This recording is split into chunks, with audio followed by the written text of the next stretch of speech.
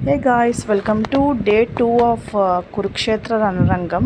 Like Bhagavad Gita సిరీస్లో కురుక్షేత్ర రణరంగం నుంచి నేను 11 to 15 శ్లోకాలు దీంట్లో కవర్ చేశా. దీంట్లో one of the main highlight దుర్యోధనుడు పొలిటికల్ స్ట్రాటజీ.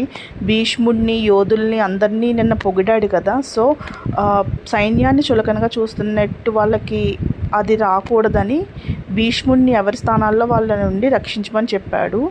అండ్ 12th వచ్చేసి భీష్ముడు తనకి ఇష్టం లేకపోయినా తన మనవడైన దుర్యోధనుడు కోసం, ఆయనకు ఆనందం కలిగించడం కోసం ఆయన శంఖాన్ని పూరించాడు ఒక సింహగర్జనలాగా అని ఎక్స్ప్లెయిన్ చేశారు.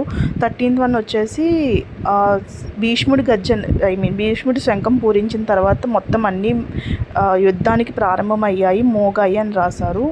అండ్ 14th మనకి శ్రీకృష్ణుడు అర్జునుడు కూర్చున్న రథం ఎట్లా ఉంటుందో అట్లా ఎక్స్ప్లెయిన్ చేశారు. అది వాళ్ళకి అర్జునుడికి సూర్యుడు ఇచ్చాడంట, దానికి అపజయం అనేదే లేదంట.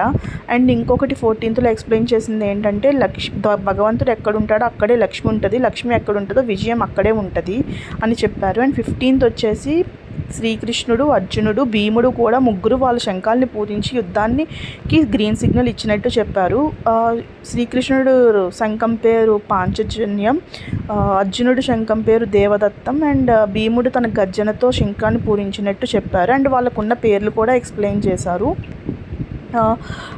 అంతే, ఈ ఎసెన్స్ వచ్చేసి ఇది. అంతే, బాయ్.